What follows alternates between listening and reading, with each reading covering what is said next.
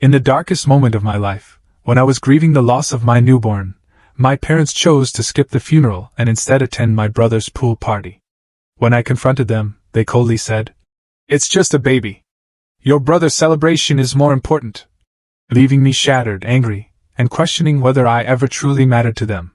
Imagine standing alone, absolutely shattered, at your own child's funeral. The tiny white casket is being lowered into the cold earth, and the only comfort you have is the echo of your mother's words in your mind. "It's just a baby. Your brother's party matters more."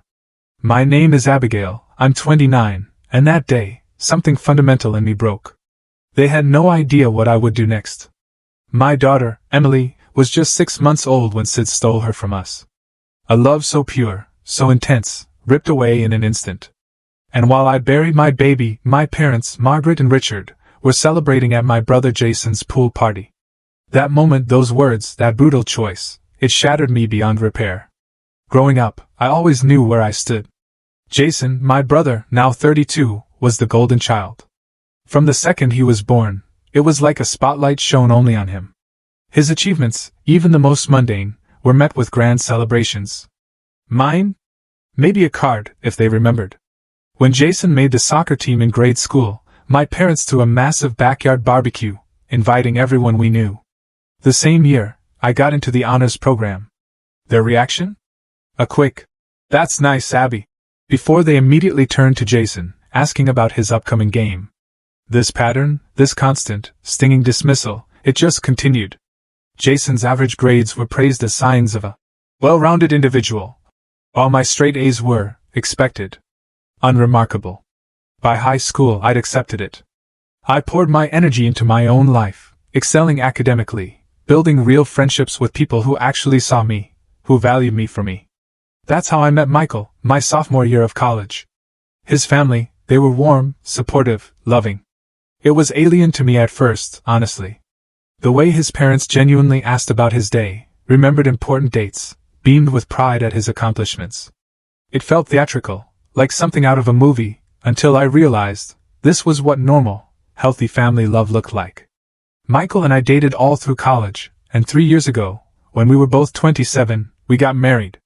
He's an architectural engineer, I'm a pediatric nurse. We bought a small starter home, about 40 minutes from my parents, an hour from his. That distance from my family? It was intentional. I never told Michael, but it was. When we announced our pregnancy, Michael's parents were over the moon. Immediately, they started planning the baby shower, asking about nursery colors, sending us articles on everything from childbirth to parenting. My parents? Their response was a flat, "Oh, that's nice. Did Jason tell you he might get promoted at the firm?" They showed up to the shower Michael's family organized, but spent most of it talking about Jason's recent vacation to the Bahamas. Jason's life, you see, had always been this perfectly curated path of success. After college, he joined a prestigious marketing firm, bought a luxury condo, and dated increasingly gorgeous women. Every single step was met with lavish praise and often financial help from our parents. When he bought his condo, they helped with the down payment. Something they never, ever offered me, even with my student loans piling up. I dared to mention it once. My mother's casual reply still stings. "Jason has a more expensive lifestyle to maintain. You and Michael are more practical people." Emily was born on a snowy January morning. She had Michael's dark hair and my blue eyes. Holding her for the first time, I felt a love so intense it physically hurt. Michael's parents were at the hospital within hours, bearing gifts, tears, and so much pure, unadulterated joy. My parents came the next day. They stayed for exactly 45 minutes, then left because my mother had a hair appointment. Over the next 6 months, Michael's parents visited weekly. Sometimes they'd just come to give us a break, let us nap, or have dinner alone. They took thousands of pictures of Emily, made a special photo album, constantly telling us what a beautiful family we were. My parents? They visited exactly twice. Once, 3 weeks after Emily was born, because my mother's book club friend insisted on seeing the baby. The second time they were in the area for one of Jason's work dinners. They held Emily awkwardly, like she was a ticking bomb, and seemed relieved when she started crying and I took her back. Despite their indifference, I kept sending them weekly photo updates, Emily's first smile, her first time rolling over, her sweet laugh. My mother would occasionally respond with a thumbs up emoji. My father never responded at all. 2 months before Emily died, Jason announced his engagement to Stephanie, a pharmaceutical sales rep he'd been dating for 8 months. My parents immediately began planning this elaborate engagement party. My mother called me daily with updates about the venue, the menu, the guest list. The party was scheduled for the exact same weekend as Emily's dedication at our church, a ceremony my parents had already committed to attending. When I reminded my mother of the conflict, she said, "Oh, we'll have to miss the baby thing. This is Jason's engagement, Abby. That's a once-in-a-lifetime event." I wanted to scream. A baby dedication only happens once too. But I swallowed the words, as I had so many times before. A week before Emily died, she developed a slight cold. Nothing serious, just a runny nose and some congestion. I took her to the pediatrician, who assured me it was a minor viral infection that would resolve on its own. Still, I took a few days off work to care for her. By the weekend, she seemed better, eating normally, smiling her gummy smile that always melted my heart. I had no way of knowing those would be our last days together. It was a Tuesday night when our world collapsed. Michael and I had put Emily to bed around 8 p.m. after her evening bottle. She'd been completely normal that day, babbling, playing with her favorite stuffed rabbit, eating well. We had dinner, watched an episode of a show, and went to bed around 11 o'clock. The baby monitor remained silent all night. Too silent. When I woke at 6 a.m. for my early shift at the hospital, something felt wrong. Emily usually woke around 5 o'clock for a feeding. I went to her nursery, the room we'd painted soft yellow with woodland creatures on the walls. In her white crib, surrounded by the stuffed animals Michael's parents had given her, Emily lay still. Too still. "Emily," I whispered, touching her cheek. It was cold. What happened next exists in my memory as disjointed fragments. My screams, waking Michael. His footsteps pounding down the hallway. His hands pushing me aside to perform CPR on our daughter's tiny body. My trembling fingers dialing 911. The dispatcher's calm voice asking questions I could barely comprehend. The arrival of paramedics in our peaceful suburban home. Their grim faces as they continued resuscitation efforts. The ambulance ride with Emily's motionless body. The hospital's bright lights. A doctor with kind eyes delivering the worst news any parent could hear. "I'm so sorry. Your daughter died from what appears to be sudden infant death syndrome." Michael collapsed against the wall. I stood frozen, unable to process the words. This couldn't be real. We'd done everything right. Emily slept on her back in a bare crib. We never used blankets. We kept the room at the right temperature. We'd followed every SIDS prevention guideline.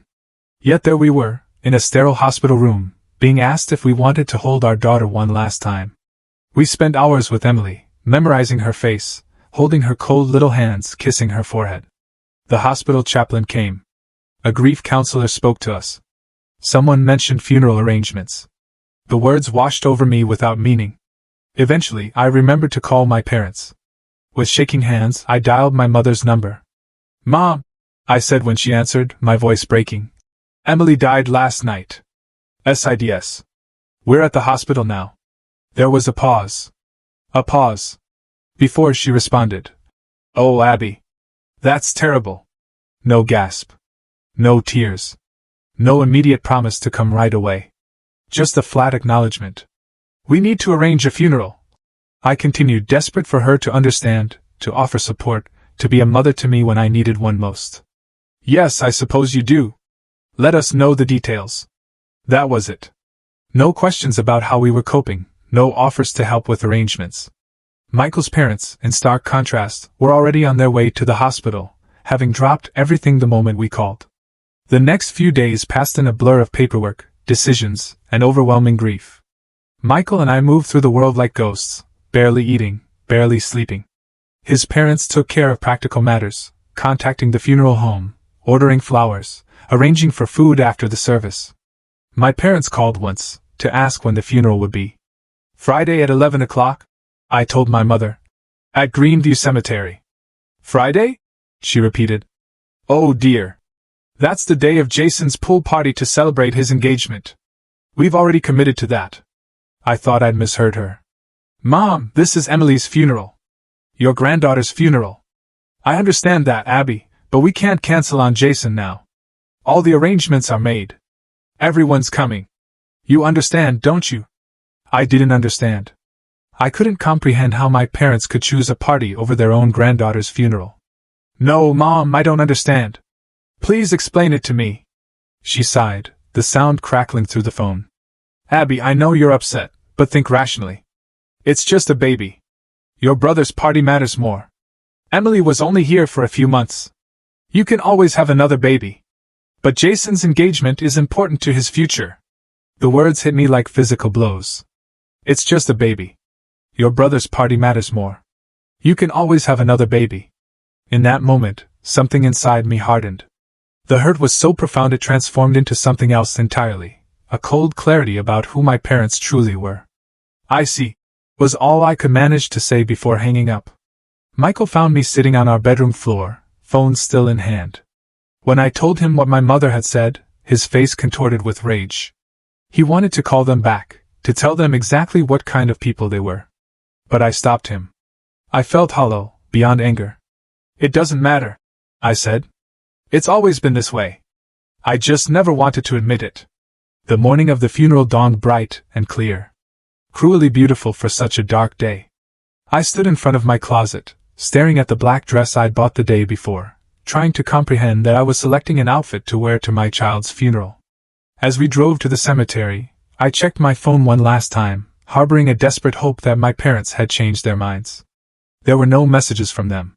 Instead, there was a text from Jason. Sorry about the baby. Hope the funeral goes okay. Excited to see everyone at the party later. I turned off my phone. Emily's casket was impossibly small. White, with silver handles, adorned with pink roses. It looked like something that should hold a doll, not my child. Standing beside it in the cemetery's garden of angels, a section reserved for infants and children, I felt detached from reality. Michael stood beside me, his face pale, his hand gripping mine so tightly it hurt. His parents flanked us on the other side, his mother openly weeping, his father steady but red-eyed. Around us, gathered friends, colleagues, neighbors, even families of patients from the pediatric ward where I worked. My childhood friend, Teresa, had flown in from Chicago. My college roommate, Lily, was there with her husband. The conspicuous absence of my parents and brother created a void that everyone politely pretended not to notice, though I caught the questioning glances, the confused whispers. Michael's mother had placed a protective arm around my shoulders when people asked where my family was, smoothly changing the subject. Pastor David spoke about the brevity of Emily's life, but the depth of her impact. Some souls, he said, accomplish their purpose here on earth quickly. Emily brought joy, love, and a new dimension of humanity to Abby and Michael in her 6 months with them. During the service, my phone vibrated in my purse.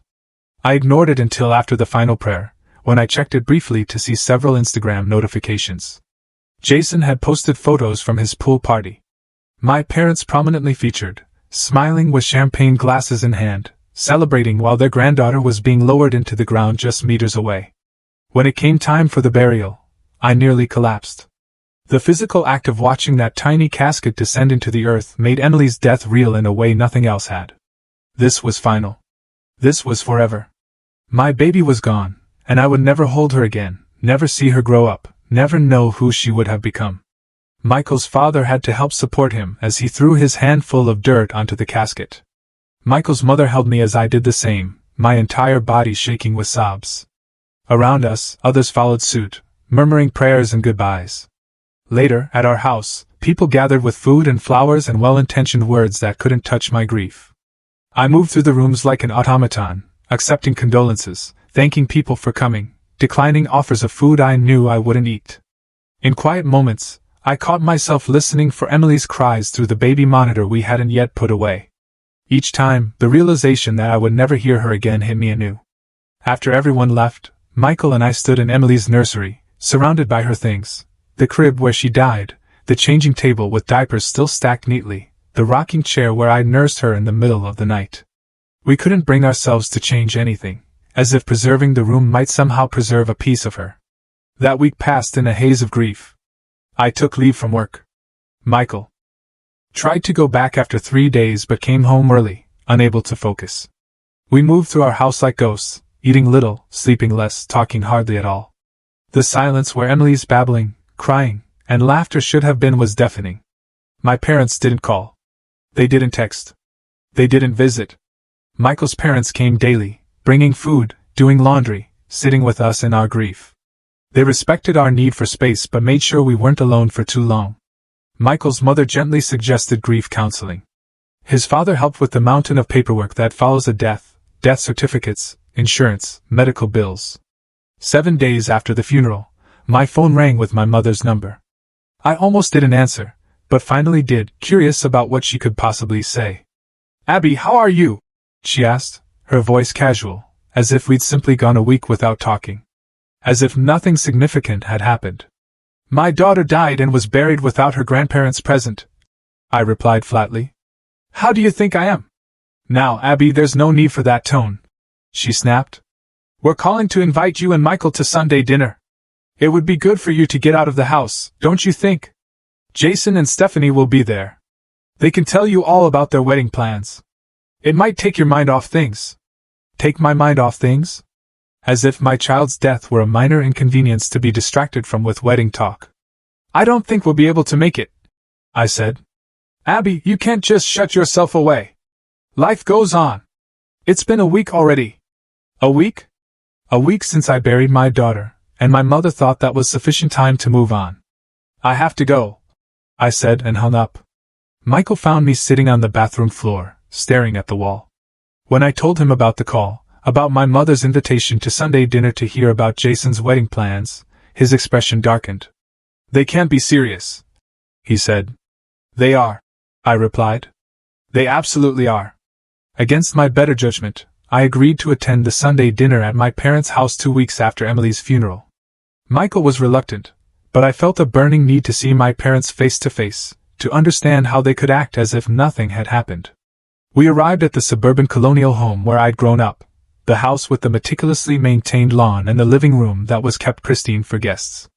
My mother greeted us with their kisses, careful not to smudge her lipstick. My father nodded from his armchair, barely looking up from his newspaper. Jason and Stephanie sat on the couch, wedding magazines spread before them. "Abby, Michael, come in," my mother chirped. "Dinner's almost ready." Jason was just showing us the venue they're considering for the reception. "It's absolutely breathtaking." No mention of Emily. No acknowledgement of our loss. No recognition that we might not be in the mood to discuss wedding venues. We sat stiffly on the love seat while Jason dominated the conversation with details about the wedding budget, the guest list, the honeymoon options. My parents hung on every word, offering suggestions and approval. I noticed a new photo on the mantel, Jason and Stephanie at the pool party. The very same party they'd chosen over Emily's funeral. During dinner, my mother served roast beef and Yorkshire pudding, Jason's favorite. The conversation revolved entirely around Jason's promotion at work, Stephanie's dress shopping plans, and my parents' ideas for the rehearsal dinner. Finally, during dessert, I couldn't take it anymore. "Did Emily's funeral interfere with your pool party?" I asked, my voice cutting through a discussion about wedding photographers. The table fell silent. My mother's smile froze on her face. "Abby," she said with a nervous laugh, "let's not bring up unpleasant topics at dinner." "Unpleasant topics?" I repeated. "You mean my daughter's death? Your granddaughter's funeral that you skipped?" "Now, Abby," my father interjected. "What's done is done. No sense dwelling on the past." "The past? It was 2 weeks ago." Jason rolled his eyes. "See? This is why we didn't want to bring it up. You always make everything so dramatic, Abby." I stared at him, incredulous. "Dramatic? My baby died, Jason. Died. And none of you came to her funeral because you were too busy having a pool party." "It wasn't just a pool party," my mother said defensively. "It was a celebration of Jason and Stephanie's engagement. We'd been planning it for weeks. We couldn't cancel at the last minute. But you could miss your granddaughter's funeral? You could tell me it's just a baby and that I can always have another one." Michael, who had been silent until now, put down his fork with a clatter. "I've sat here trying to be respectful, but this is beyond belief. Do you have any idea what Abby has been through? What we've been through?" My mother looked affronted. "Of course, we do. We're very sorry for your loss, but life must go on, mustn't it? Dwelling in grief isn't healthy. It's been 2 weeks," Michael said, his voice dangerously quiet. 2 weeks since we buried our daughter, and you haven't once asked how we're doing. You haven't offered to help. You haven't acknowledged our pain in any way. My father cleared his throat. We thought it best to give you space. Space? I laughed bitterly. Is that what you call it? Because from where I'm sitting, it looks like indifference. It looks like you care more about Jason's engagement party than your own granddaughter's death. That's not fair, Abby, Jason said. Mom and Dad had already committed to my party. They couldn't be in 2 places at once. They made a choice, Jason. And they chose you. As they always have. A tense silence fell over the table. Stephanie looked uncomfortable, studying her plate intently. Actually, my mother finally said. Several relatives asked where we were during the funeral. We told them we couldn't attend due to health issues. Your father's back, you know. The revelation hit me like a physical blow. They had lied to the family about why they missed Emily's funeral. They were ashamed enough to lie, but not ashamed enough to actually show up. You lied? I whispered. Well, we could hardly tell them we were at a pool party, could we? My mother replied, as if this were perfectly reasonable. People wouldn't understand. I don't understand, I said, standing up. And I never will. Michael and I left without finishing dessert. In the car, he held my hand as I sobbed, the full weight of my family's betrayal finally hitting me. Over the next month, our marriage strained under the dual burdens of grief and family tension.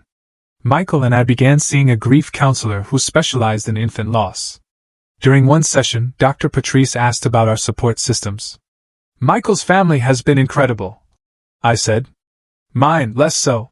When I explained what had happened, Dr. Patrice's professional demeanor slipped momentarily, revealing shock, before she composed herself. That sounds incredibly painful, she said carefully. Have you always felt that your parents favor your brother? This opened a floodgate. Week after week, I unpacked a lifetime of subtle and not-so-subtle favoritism. The missed dance recital because Jason had soccer practice, the forgotten birthdays because they coincided with Jason's events, the college fund that was half the size of Jason's because girls usually get married and have a husband to take care of them. Dr. Patrice introduced terms like golden child and scapegoat. She explained dynamics in narcissistic family systems. With each session I gained clarity. This wasn't just about the funeral. This was about a lifetime of being treated as less than, culminating in the ultimate dismissal of my most profound loss. What do I do with this knowledge? I asked Dr. Patrice during our session. How do I move forward? That depends on what you want, she replied. Some people choose to maintain limited contact, with boundaries. Others find they need a clean break. What feels right to you? I thought about my parents' casual cruelty, about the moments of grief I'd experienced alone while they celebrated my brother. I thought about Emily, how she deserved grandparents who valued her life, who would have moved heaven and earth to be there to honor her death. I think, I said slowly, I need them to understand what they've done. Not just to me, but to Emily. To her memory. Before I can decide about our future relationship, they need to face what happened. And if they can't or won't acknowledge it? Dr. Patrice asked gently. Then I'll have my answer. That night, I told Michael about my decision. I need to make them understand. I need them to feel a fraction of the pain I felt, standing at that funeral alone. Michael looked concerned. What are you planning to do? Nothing destructive, I assured him. Just the truth. The truth they've been avoiding for years. I'm worried about you, he admitted. Confronting them might make things worse. Worse than losing our daughter and being told it doesn't matter because it's just a baby? Worse than standing alone at her funeral because a pool party was more important? I don't think that's possible, Michael. He held me close. Whatever you decide, I'm with you every step of the way. That night, I made my decision. The time for silence was over. I didn't want revenge, not exactly. What I wanted was acknowledgement. A recognition of the pain they'd caused. An understanding of the damage they'd done. Above all, I wanted to ensure they could never rewrite history, never pretend they'd been supportive when they were anything but. My first step was to decline the invitation to Jason's engagement party. The invitation arrived in a thick cream envelope with gold embossing, my mother's touch, no doubt. I texted a simple response. Michael and I won't be attending. Still grieving our daughter's death. The phone calls started immediately. My mother, then my father, then even Jason. Abby, you can't miss Jason's engagement party, my mother insisted. Family needs to stick together during these events. Family needed to stick together at Emily's funeral too, I replied. That's different, she said dismissively. This is a happy occasion. I'm not in a place to celebrate right now. It's been over a month, Abby. You need to move on. I ended the call without responding. My father's call was similar, guilt and manipulation wrapped in paternal authority. Jason's call was the most surprising. Mom and Dad are upset you're not coming to my party, he said. Can't you just show up for an hour or something? It's important to them. Was Emily's funeral important to you? I asked. A pause. That's not fair. I barely knew her. Whose fault is that, Jason? You visited her exactly once in 6 months. She was your niece. Look, I'm sorry about what happened. It's awful. But life goes on, right? You and Michael can try again when you're ready. Try again? As if Emily were a failed experiment rather than our daughter. As if any future children could replace her rather than be their own unique people. I won't be attending your party, I said firmly. Congratulations on your engagement. With that immediate pressure handled, I began my research in earnest. I read books about family estrangement, narcissistic family dynamics, and grief. I joined online support groups for parents who had lost children and found, to my sad relief, that my experience wasn't unique. Many others had faced insensitive comments, thoughtless actions, and painful betrayals from family members during their darkest hours. One evening, I pulled out a box from my closet, a collection of evidence I hadn't realized I'd been gathering throughout my life. Birthday cards where my parents had written generic messages, or worse, referenced Jason's achievements. Photos from family events where I stood at the periphery while Jason occupied the center. Text messages showing patterns of neglect and dismissal. I created a timeline, documenting the pattern that had culminated in their absence at Emily's funeral. It wasn't for them. It was for me. A way to validate my own experiences and feelings after years of gaslighting and minimization. Next, I reached out to extended family members, aunts, uncles, cousins, who had attended Emily's funeral and noticed my parents' absence. I didn't volunteer information. I just asked open-ended questions about their understanding of the situation. We were told your father's back was acting up, my Aunt Judith said during our phone call, and that your mother needed to stay home to care for him. Did that explanation seem odd to you? I asked. A pause. Well, yes. I remember thinking it was strange they couldn't make it, even for a short time. But who am I to question? Everyone grieves differently. What if they weren't grieving at all? I asked quietly. What if they were at Jason's pool party instead? The silence on the line was deafening. Similar conversations with other relatives revealed the extent of my parents' deception. They told consistent lies to explain their absence, creating a narrative where they were victims of circumstance rather than people who had made a deliberate choice. After 2 months of preparation, I was ready for the final step. I texted my parents. I'd like to meet with you to discuss moving forward from everything that's happened. Just the 3 of us. This Sunday at 2 p.m. at your house. My mother replied immediately. Wonderful! I'm so glad you're ready to put this behind us. I'll make your favorite lemon cake.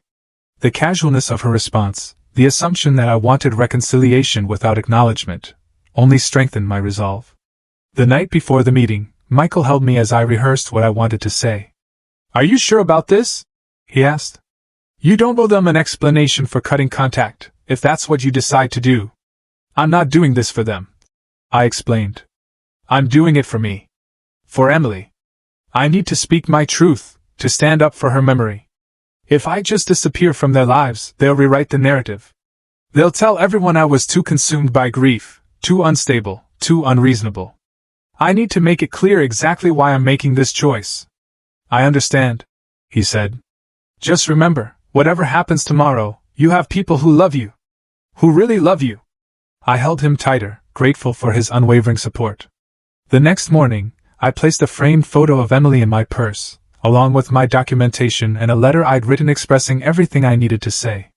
I dressed carefully in a blue blouse, Emily's favorite color to wear, and the necklace with her birthstone that Michael had given me after her birth. Ready? Michael asked as I prepared to leave. I took a deep breath. As ready as I'll ever be. My parents' house looked exactly as it always had, immaculate lawn, trimmed hedges, fresh flowers in the window boxes. I sat in my car for several minutes, gathering strength for what was to come. Finally, I took a deep breath, grabbed my purse containing Emily's photo and my documents, and walked to the front door. My mother answered, wearing a floral dress and pearls, as if this were a social call rather than a reckoning. "Abby, come in, come in. Your father's in the living room. I've just taken the lemon cake out of the oven." The house smelled of lemon and sugar, a scent that had once meant comfort but now felt like a mockery. My father sat in his usual armchair, newspaper folded neatly beside him. He stood when I entered, giving me an awkward pat on the shoulder. That was the closest he ever came to physical affection. "Good to see you, Abby. You're looking well." I wasn't looking well. I had lost weight, had dark circles under my eyes, and my skin was pale from spending weeks indoors. But my appearance had never been of particular interest to my father. "Let's have some cake," my mother suggested, already heading toward the kitchen. "Then we can talk." "Actually," I said, my voice steadier than I expected, "I'd prefer to talk now." My parents exchanged a glance I recognized from childhood, the one that said I was being difficult. "All right," my mother conceded, settling onto the couch. "What did you want to discuss?" I sat opposite them, placing my purse beside me. "I wanted to talk about Emily's funeral. And why you weren't there." My mother's smile tightened. "Abby, we've been through this. We had a prior commitment. A pool party," I said flatly. "An engagement celebration for your brother," my father corrected, as if the terminology made a difference. "I'd like to show you something." I reached into my purse and pulled out Emily's photo, a professional portrait we had taken when she was 4 months old. She was wearing a pink dress, her blue eyes bright, a gummy smile lighting up her face. I placed it on the coffee table between us. My parents glanced at it uncomfortably but said nothing. "This is your granddaughter," I said. "This is Emily. The Emily whose funeral you skipped to attend a pool party. The Emily you referred to as just a baby. The Emily your son, my brother, visited exactly once in her entire life." "Abby," my mother began, but I held up my hand. "I'm not finished. For as long as I can remember, you have made it clear that Jason matters more than I do. His achievements, his milestones, his happiness always took precedence over mine. I accepted that. I built a life with people who valued me, despite your indifference. But when you chose to skip Emily's funeral, when you dismissed her death as insignificant, you crossed a line that can't be uncrossed." I pulled out a folder containing my documentation. "I've been thinking about this a lot, trying to understand if this was an isolated incident or part of a pattern. I think the evidence speaks for itself." I handed them a printed timeline of events dating back to my childhood, with specific examples of their favoritism toward Jason and dismissal of me, birthdays forgotten because of Jason's soccer tournaments, my college graduation dinner cut short because Jason had a date, the substantial financial support they'd given Jason compared to the token assistance I'd received. My parents looked at the papers with expressions of mingled confusion and defensiveness. "What is this supposed to be?" my father asked. "It's a record of your choices," I replied. "A pattern that culminated in the most painful day of my life, when I buried my daughter alone while you celebrated with Jason." "You weren't alone," my mother protested. "Michael was there. And his parents." "Yes, they were. Thank God for them. But my parents, Emily's grandparents, chose a party over her funeral. And then lied to the family about why they weren't there." My father's face reddened. "We didn't think it would look good." "No, it wouldn't look good," I agreed. "Because it wasn't good. It was cruel. It was selfish. It was the clearest possible statement of your priorities." I pulled out my phone and showed them the screenshots I'd saved, the Instagram post from Jason's party, timestamped during Emily's funeral service. My mother sipping champagne while I was listening to the pastor speak over my daughter's casket. My father laughing with friends while Michael and I were throwing dirt onto our baby's grave. "Do you have any idea what it felt like to see these after the funeral?" I asked, my voice finally breaking. "To know that not only were you absent, but you were celebrating?" My mother's composure finally cracked. "What do you want from us, Abby? We can't change what happened." "No, you can't. But you can acknowledge it. You can stop pretending it was acceptable. You can recognize the pain you caused. We're sorry you were hurt," my father said stiffly. "That's not an apology." I pointed out. That's placing the blame on me for being hurt, rather than on you for your actions. A tense silence fell over the room. My mother looked at my father, clearly expecting him to fix this situation, as he fixed everything, with authority and dismissal. But even he seemed to recognize that his usual tactics wouldn't work here. What is it you want us to say? My mother finally asked, an edge of frustration in her voice. I pulled out the letter I'd written, my final piece of evidence. I don't want you to say anything. I want you to listen. This is what I need you to hear. I unfolded the paper and began reading. Dear Mom and Dad, I'm writing this because I need you to understand what your choices have meant to me. When Emily died, my world collapsed. Everything I knew, everything I believed, everything I hoped for was shattered in an instant. The only thing that could have made that pain worse was facing it alone. And that's exactly what your choice forced me to do. When you told me that Emily was just a baby and that Jason's party mattered more, you didn't just miss a funeral. You invalidated her entire existence. You told me that my child, your granddaughter, was disposable, replaceable, unimportant. You told me that my grief was inconvenient, my pain was exaggerated, my loss was negligible compared to Jason's celebration. This wasn't an isolated incident. It was the culmination of a lifetime of being treated as less than, of having my experiences minimized, my achievements overlooked, my needs dismissed. I've spent my entire life trying to earn the love and attention you give Jason freely, never understanding that the problem wasn't me. It was you. I'm not writing this to hurt you or to extract an apology. I'm writing because I need you to know that I see the truth now. I see the pattern.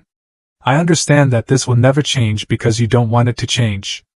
And knowing that, I need to protect myself and the memory of my daughter from further harm. For now, I've decided to take a step back from our relationship. I need time and space to grieve Emily without having her existence diminished. I need to heal from not just her loss, but from the additional trauma of your response to it. I need to build a life surrounded by people who value me, and who would have moved heaven and earth to be present on the worst day of my life. If someday you're willing to truly acknowledge what happened, to take responsibility for your actions without excuses or deflections, to commit to change, then perhaps we can begin to rebuild. Until then, this distance is necessary for my well-being and for honoring Emily's memory the way she deserves. With both sadness and resolve, Abby. When I finished reading, I looked up to see my mother crying silently, mascara tracking down her cheeks. My father sat rigid, his jaw clenched, but his eyes betrayed a flicker of something I'd rarely seen, uncertainty. You can't be serious, he finally said. Cutting us off over one missed event? I folded the letter carefully and returned it to my purse. It wasn't one event. It was the final event in a lifetime of events. And I'm not cutting you off permanently.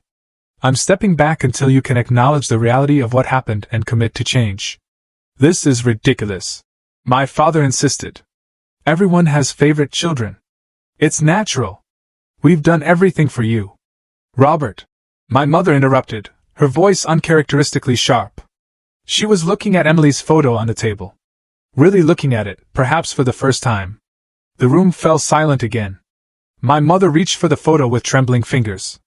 She had your eyes, she said quietly. Yes, I replied. She did. I never really looked at her. My mother admitted, her voice barely audible.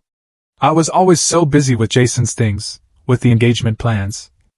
My father shifted uncomfortably in his chair. Margaret, don't. Abby's upset, but she'll come around. She always does. No, I said firmly. Not this time. This isn't something I can just get over. This is my line in the sand. I stood, gathering my purse. I've said what I came to say. The ball is in your court now. I hope someday you'll understand what you've done and make different choices. Until then, I need this distance. As I turned to leave, my mother called after me, her voice breaking. Abby, please don't go like this. I paused at the door. I'm not going anywhere, Mom. I'm right where I've always been. You're the ones who weren't there when it mattered most. I walked out of their house with a strange mixture of grief and liberation. In the car, I sat for a moment, hands shaking, but mind clear. I had spoken my truth. I had stood up for Emily. For myself. For the reality of our experiences. Whatever happened next was up to them. As I drove home, my phone began ringing with notifications.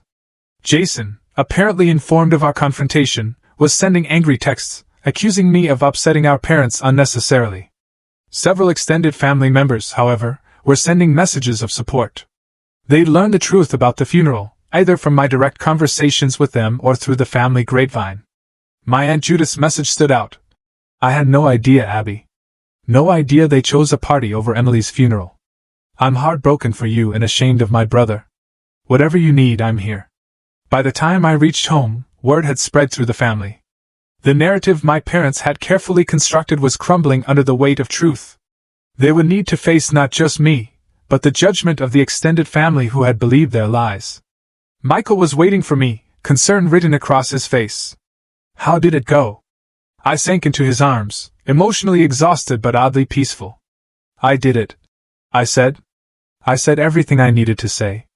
And now we wait. Either they'll recognize what they've done and try to make amends, or they won't. Either way, I've done what I needed to do.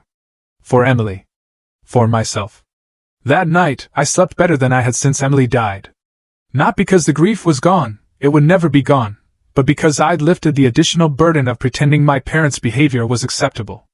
I'd honored Emily by insisting her life and death mattered, regardless of what they believed. 6 months after my confrontation with my parents, I stood in the garden we'd planted in Emily's memory. Spring had arrived, bringing with it daffodils and tulips around the small angel statue that marked the center of the space. Michael worked beside me, carefully placing new mulch around the perennials that would bloom throughout the summer. It's looking beautiful, he said, standing to wrap an arm around my waist. Emily would have loved playing here. The pain of those words was still sharp, but no longer debilitating. Yes, I agreed. She would have.